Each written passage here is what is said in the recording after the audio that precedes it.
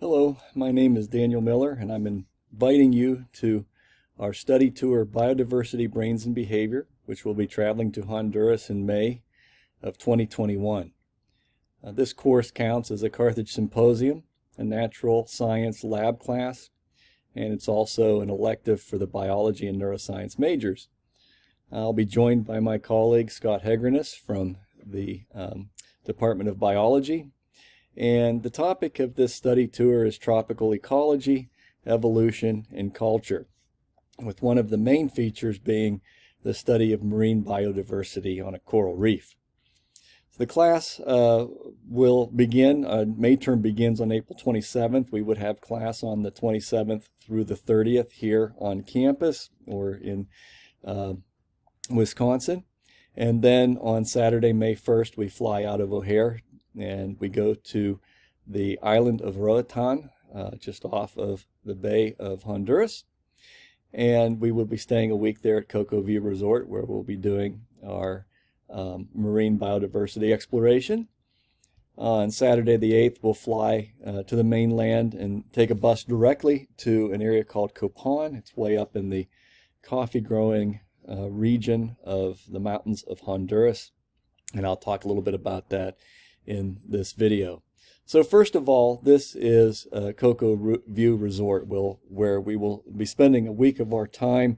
This is the resort area. This beach along here has houses. These are the houses that we stay in while we're there. And this whole area here is underwater, and in fact you can see sand chutes which separate coral reef walls here all around this area. So one of the things that makes Cocoa View a destination in this hemisphere is one of the few places where you can actually walk out and explore coral reef.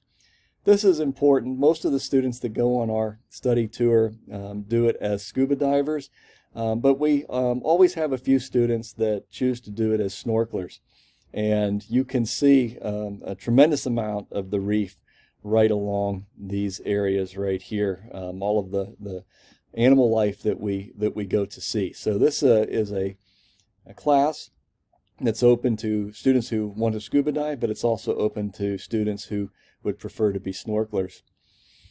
This is a group of students that are in that water moving out towards those reef areas. And again, this is you can see what the depth is, just around waist deep.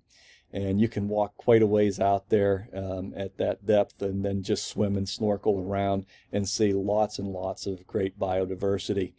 Right out in the channel is a purposely sunk wreck that we call, or that is known as the Prince Albert. And again, it was purposely sunk so that all kinds of wildlife would grow and live upon it.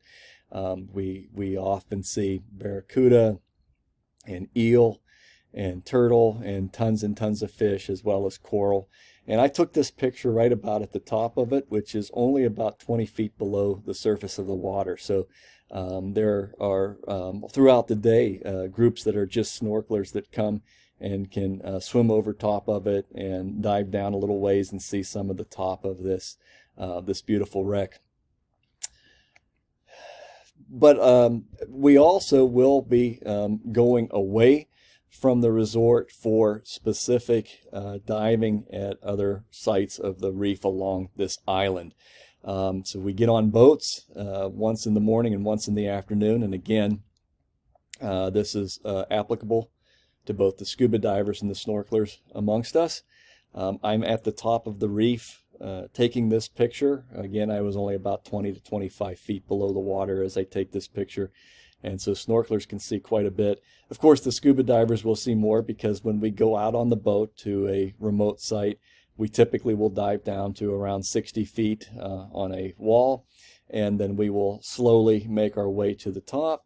This is all guided by the dive professionals of Cocoa View, and I myself am a dive instructor and part of the security of the diving situation for novice divers.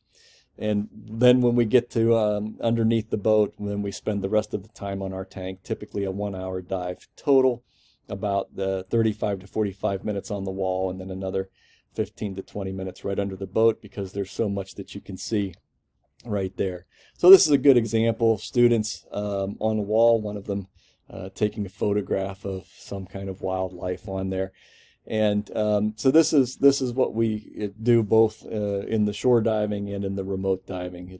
Roatan is a beautiful place where we can see lots of wildlife.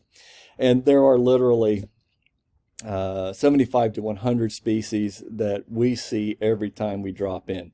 So part of what we do in the class is we go through the list of about 75 prominent species so that you'll know what you're looking at, such as this boxer crab right here and a hermit crab right here. I particularly love the octopi, incredibly intelligent creatures, and we talk a little bit about that in class. Then we get to see them in the wild. Coral, of course, lots and lots of coral. Now, the actual polyp of the coral really only comes out at night. We do offer night diving for the students that are scuba divers, when you can see these coral polyps out feeding in the night water. And then, of course, fish, just tons of fish. Tropical fish that some of which you might see in tanks, in saltwater tanks, but most of them that you wouldn't see too big, like this porcupine pufferfish, juvenile spotted drum. We even see the invasive species of the lionfish, and typically during our stay at CocoView, we get one opportunity to eat a lionfish. They make lionfish nuggets, and they're very much like chicken nuggets, very tasty. This green moray eel was living on the Prince Albert this last January when we were down there, and it was there consistently, so students got to go back and see it over and over again. There are several sites where we can see these tiny seahorses. They're shy, but they don't move much, so they make for a great viewing. And of course, we are not in a zoo. We're in a wildlife, so we get to see things like the teeth of the barracuda when we come up close to it. And of course, I took this photograph with a little bit of magnification, so I wasn't quite as close as what you're seeing right there. But we do get up close and personal with them, but we respect them, and we don't have any problem with them as long as we are respectful and keep a sufficient distance. Students continuously tell us that their favorite dive is a special dive. It's a dive where we go out to the edge of the deep and we get to see sharks that come up out of the deep. And we get to swim around with them. These are Caribbean reef sharks. They are between 6 and 10 footers, and they know that there's a bucket of chum. One of them has its head in this bucket right here, and that's what they've come up to eat, not us. So it's just beautiful seeing these animals in nature. And of course, when they're done eating, they go back to the deep, and then we get to swim out there and find the teeth that they've lost while they were trying to eat the fish out of the bucket. I can't always guarantee that we'll see any specific animal because it's not a zoo, but we typically see turtles, and May should be a better time to see turtles than January, actually, because it's egg-laying season. This one, a couple of years ago, lived on the Prince Albert the entire time that we were there. And of course, when we're not diving or snorkeling, there's plenty of opportunity to soak in the tropical rays of sun and to enjoy the sea breeze, and just getting to know each other, talking about what we saw over the course of the day. We do put together a soccer match with some of the locals that work at CocoView and their families. They are crazy about soccer down there. We absolutely love the opportunity to get into the heart of the island and get to see some of the people that live there year-round, and they absolutely love to see us and get to know us as well. So then after we're done diving, while we're down there, we might as well explore some more of the country. And students have told us that Copan, Honduras is absolutely a favorite thing, next to, of course, seeing a coral reef up close and in person. So this is, again, a small, quaint village that's set in the mountainous region, very close, about 8 miles actually from Guatemala. And it's distinctive because, well, number one, students tell us that they like it because it's more of a genuine Honduran feel. You know, we're out in the country. We get to interact with native Hondurans that are not in a tourist industry per se. And you can see the cobblestone. This is the cobblestone streets that are built right into the mountain. And this is at night, very safe place to walk around. Everything is only about 4 blocks in size. You get to try some authentic cuisine while we're there and enjoy it. But one of the big attractions is that it has a beautifully preserved Mayan ruins. And it's so far away from the coast. It's 4 hours by bus to get to this. So your cruise lines don't send people out there. It's just not, it's too far for a single day journey. And so it's remote. We really get to explore it in a guided tour fashion. And it's also very well known because it has the highest density of carved artwork of any Mayan ruin in existence. So it's really a destination place to go. This is the Mayan ball field. You'll learn about that if you come with us. They had a ball game that they played. And one of the things that's interesting is you still see some of the original colors, which is very rare to see in any ruin that is old. This Mayan city was active between 500 and 900 AD. So here we have our tour guide, and again, unlike in America where you can't crawl all over relics, there are a lot of areas where we can actually climb around so that we can see. And of course, we, are respectful of it, but it is solid stone, and it's pretty safe to be able to do that. And so this is the guide showing us what the carvings mean on this stele outside here. And there's a close-up of some of the carvings. These are the kings of Copan, and so we get to learn about them and the history, why they moved there. So we spend most of a day studying the Mayan ruins while we're there. And then we spend some time. There is a local bilingual school. We typically collect school supplies and take it down to these poor students. They are this is a special school by donation that takes poor Honduran students and gives them an education sufficient to get them into college when they graduate from high school, which most Honduran schools do not provide that level of education. We also had one alumni of our study tour go back to Copan after she graduated, and she spent a year there teaching science to these students as just an enrichment opportunity for her life. So that's always something that is possible. Well, there's all kinds of terrestrial tropical life, and my partner Scott Hegrenus will tell you all about the plants and the animals that we encounter on the mainland as well. And so there is a bird park where we get to see all these beautifully colored birds, tropical species, and some of them are tame enough that they actually allow us to set them on our shoulders or put them on top of our heads so we can pretend to be a pirate and have a parrot on our shoulder.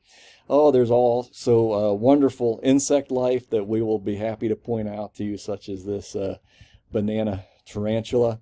But again, nothing to worry about. The animal wildlife is not there to eat us or to harm us, and as long as we're respectful of it, it is respectful of us.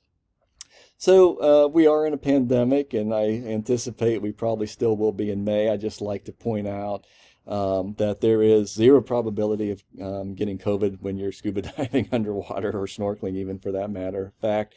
We will, of course, and so this is important. The island of Roatan has been in quarantine for the past 5 to 6 months, and they have let very few tourists in. In order to get in to Honduras, you need to have a negative COVID PCR printout that's no longer than 72 hours old.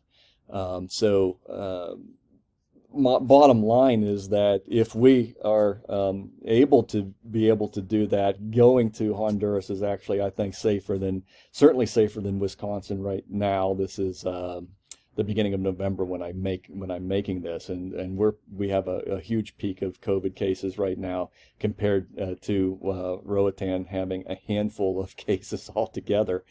And then again on the mainland, once you get up to Copan, there's very, very little rate of incidence way out there. So our travel plans are that we would not be interacting in any area that has anywhere near the number of active cases that the Chicago to Milwaukee corridor currently has. In fact, it's significantly, significantly less.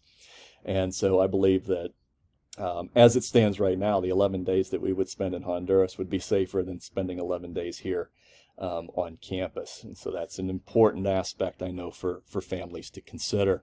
All right, so what does this adventure cost? We have it set at $3,300. I don't believe it'll go over that. If it goes under that, I will certainly adjust it downwards. That includes all flights. That includes room and board and all of the diving. The only thing that it does not include are 3 dinners in Copan. So that's 3 nights of dinner. Dinner in Copan is easily a feast for $20 a night. We also, that $3,300 does include an emergency pot in case anybody needs to see a doctor or a hospital for any type of reason, just emergency. We typically don't use that. We had one time when we had a X-ray taken that turned out to be negative, but we wanted to rule it out. And we thought that the charge was 600 American dollars. It was 600 Lempira, which are Honduran dollars, which equated to $30 United States. And I think that's the most that we've spent in any one trip out of our emergency fund. So by the time we get to Copan, if we haven't needed to use the emergency fund, I start handing that money back to you, typically to provide you at least 1 or 2 of the nights of dinner in Copan as well. Mask, fin boots, and snorkel are necessary for snorkeling or scuba diving, whichever you would choose to do. Those are personal pieces of equipment, and especially during a pandemic, you don't want to be sharing those things, so you would need to purchase those things before coming on the study tour. For those of you that want to scuba dive and don't know how to do it yet, I do offer scuba training as an exercise and sports science class. If you need it for 1 credit, you can take it for 1 credit in the spring. If you don't, you can take it for 0 credit. And I will be doing the coursework and the swimming pool training that is necessary to become scuba certified, and then I will be doing all of the open water scuba certifications when we get down there to Honduras in the beautiful 78 degree water, 78 to 80 degree water at the surface, 76 to 78 in May. Certainly May is a great time to scuba dive or snorkel down there because we're past the rainy season, so the water's not as stirred up, but it's also before it gets too hot down there when you get the algae blooms in the middle of the summer. So May is actually a great time to do this study tour. We will probably need to do the COVID-19 testing, and we do if we were traveling at this date, they may waive that in May if cases go down in the United States. If they don't, we will need to figure that out, and if there is a cost associated with that, you would need to pay that. Carthage is requiring no excuse travel insurance essentially for anything including pandemic, which is now getting harder and harder to find. But you're required to either purchase it or sign a waiver that you're not getting any money back if we have to cancel the trip because of for any reason, including for COVID. Now, they have a variety of different places where you can look for travel insurance. I would say that the travel agent that I work through to put this package together offers it for a very reasonable $118. I don't think you're going to find it that cheap anywhere else.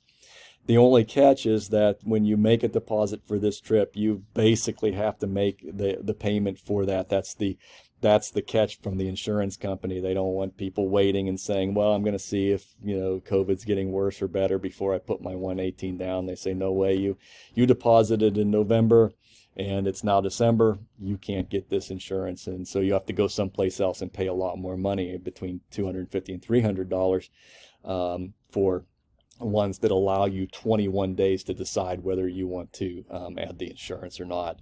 So what do we do here? If you are interested in this, first of all, we have a website, the January-term/policies, that you should go to, and you should read that. If you are interested, you need to contact me. I will send you the travel policy document that you need to sign and return to me. I need to have that before I can allow you to be counted as a study tour member. You also need a $500 deposit that we need to have in the business office. Simply going to the student business office section, say, I want to deposit for Honduras 2021. They'll take your money, put it in the account. By the middle of December, I need to have Carthage write a check of deposit for our travel agent to hold the airline seats. The airline prices have been going up steadily. She has locked in the lowest price of all fall. But if we don't put money down on those by the beginning of January, then they're going to raise the prices on us. So that's important timing wise. And then if you have decided to do the $500 deposit, then I will give you the phone number of our travel agent. Her name is Debbie Helm. You will call her with a credit card available. Say, I'm part of Professor Miller's tour to Honduras, and I want the comprehensive travel coverage.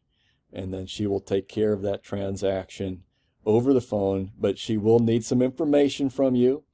Don't know what all of that information entails, but it's like your birth date and, passport number if you've got one, those kinds of things, so that the insurance company knows who they're covering. So we can't say, you backed out of the trip, we're giving it to somebody else, and so this coverage is for them. The insurance companies don't do business that way.